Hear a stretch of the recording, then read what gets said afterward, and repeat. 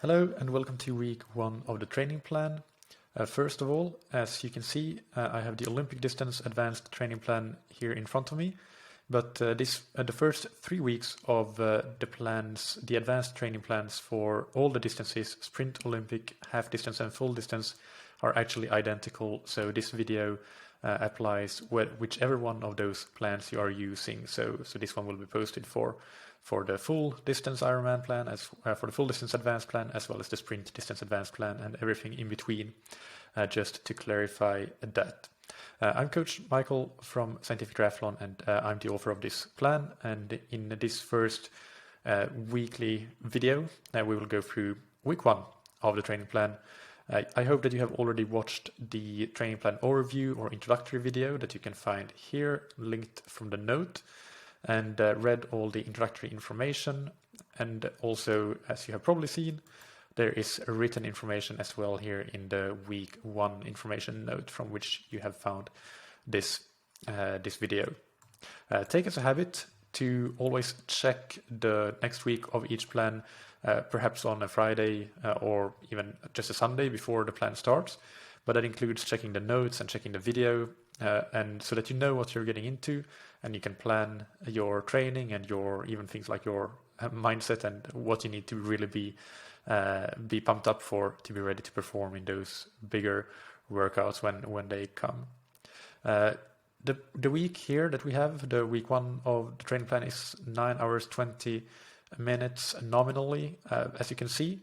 But as you know from watching the introductory video, I do have workouts that are of variable duration, or basically you can change the duration of them based on sort of what volume you want to be doing for different reasons. It could be that you've had a longer break, or that you are used to training on a lower or a higher volume.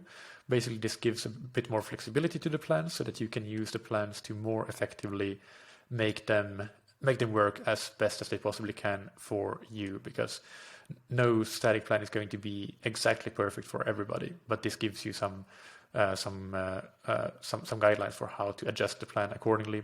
So when we look at the optional workouts, where we have, for example, the 2 bike rides on Tuesday and Saturday, you can adjust the duration if you want to, the Friday swim and the Sunday run, and so on.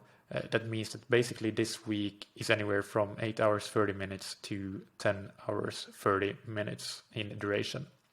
And this week is transition week, and the first 2 weeks they're all about getting back into a routine of consistent training with gradually building up volume. We basically assume that you might have had your season break before starting up with this plan. And that means that the majority of training is aerobic endurance work, but we will, from the start, very carefully include a little bit of intensity to keep in touch with all the muscle fibers and work on good biomechanics and motor patterns, which is really important as well. And doing that at speed or at power helps with that as well. So that's the general goal of this week and the next week as well. That being said, if you have been training consistently around 10 hours per week or more, then there's nothing stopping you from skipping straight ahead to week 3 of this training plan. Week 3 of the plan being the test week, so you can start from there if you feel that, well, these transition weeks are not necessary for you based on what you have been doing coming into this. Some workouts to highlight. First of all, it's really important to do all the strength and conditioning workouts in this plan to stay injury free, but not just that, to optimize your performance by having a strong chassis, not just a strong engine. Like if you put a Ferrari engine in a Fiat chassis, then you're not going to get the fastest car in the world. Exactly. You need both the chassis and the engine to be working, and that's what the strength and conditioning is for. So they are really important, and in this first week we only have a couple of circuits. The plan will have a mix of longer and shorter circuits, the longer ones being around 40 minutes and the shorter ones being around 20 minutes.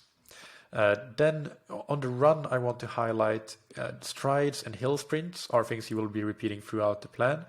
And this is really important that you do with quality, and in particular, do the recoveries, make them long enough. And here it says very easy recovery, jog/walk. Do them easy enough so that you can hit the strides at a very high intensity, high speed, and high quality high quality in your biomechanics, in your running form. The same goes for the hill sprints. They should be walking recoveries and then standing recovery down at the starting point, and then hit the hill sprints all out. That being said, don't do anything silly, like if you're running out in the cold, maybe it's winter, then obviously be careful. You don't want to strain a muscle or anything like that. And always the first 2 or 3 steps, it makes sense to, you're not jumping out of the starting block in the 100-meter dash Olympic final. There's no need to do that. So accelerate up to speed, but once you have done that, make sure that you hit quality and hit good speed, close to maximum power output. The same also applies on the swim when you have speed work. For example, in the endurance speed swim, you have things like, well, the speed set here consists of 12 times 25 as 4 rounds of the first one being fast but relaxed. But that should actually be fast, like basically the fastest relaxed speed that you can muster. Relaxed simply means don't fight the water, try to be smooth but still fast. The second one is very fast. Here you can fight the water a little bit, basically an all-out sprint. And then the third one very easy, and then repeating that pattern.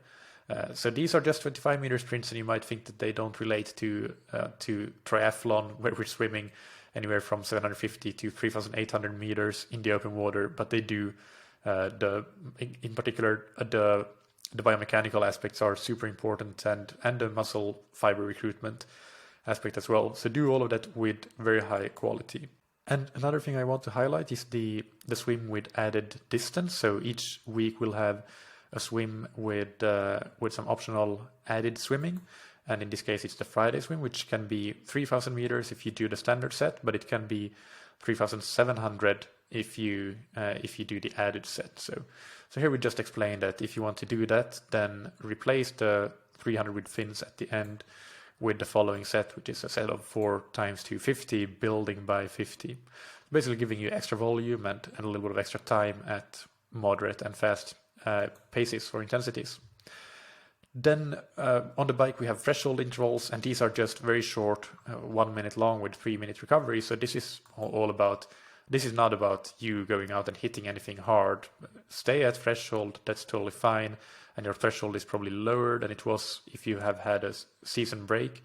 So just don't overdo this. The point is simply to gradually ease yourself back into some slightly higher power outputs, not to make it a really, really strong or productive workout. It will be productive, but the point isn't that it should hurt or be difficult or challenging or anything like that. It is what it is. Stick to the prescription and you'll be fine. And then we have the endurance workouts throughout the week, but also on the weekend in particular, the longer ones. They should just be nice and comfortable. Again, if you've had a season break, then err on the side of caution in terms of power and pace. It's always better to do them a little bit easier than you could than to do them a little bit harder, and then you would just do them at an intensity that is counterproductive, or it's just too fast for it to be add any additional benefit, but it will cost you in terms of added fatigue. So that's what you want to avoid, and at this stage of the plan especially, just err on the side of caution and make sure they're nice and comfortable. Do the talk test. It's a really great way to ensure that you stay in zone 2. And of course, note here that you can extend them a bit, and this depends on where you feel that you are able to start the plan. If you have been having a season break, for example, if you don't feel like doing an hour 45, maybe start with an hour 30, but likewise, if you're somebody who's used to doing high volume of training and cycling, then why not start with 2 hours immediately? This all comes down to your preference, but this is a decision that you need to take responsibility for as well. So be sensible. Don't choose the highest just because it is quote unquote better, because it isn't. There's only better for the individual, and for you it might not be. But equally, don't choose the lowest and assume it's going to be as effective as a higher volume if that lower volume isn't actually as much as you might need to improve. So for example, if you are going through this plan and always using the lowest possible option, the lowest possible volume option, and you end up doing significantly less volume than you have usually been doing in previous years, then probably you're not going to reach any higher fitness level, or you might not, at least, because you're doing less work and volume is a critical part of getting adaptations. So be sensible. Choose what seems right and sensible for you, not what is the most or the least just for the sake of it. And that goes for all of the weeks in this plan. One more point on the bike, you don't have to spend all your time on the TT bike just yet in the TT position, but I would say do at least one, preferably 2 workouts on the TT bike already, because that is something that takes time, and you will be more and more efficient and comfortable in the TT position when you actually train there. So at least one of the rides this week should be in the TT position, perhaps the threshold intervals, and then maybe the longer endurance ride would also be great to have in the TT position. And then if you want to do the shorter one on the road bike or sitting up, then that's fine. But yeah, I would say 1 to 2 of the workouts should definitely be in the TT position. And of course, if you want to do all 3 of them, then there's nothing wrong with that at all. All right, that's it. Good luck for this week, and I'll talk to you next week.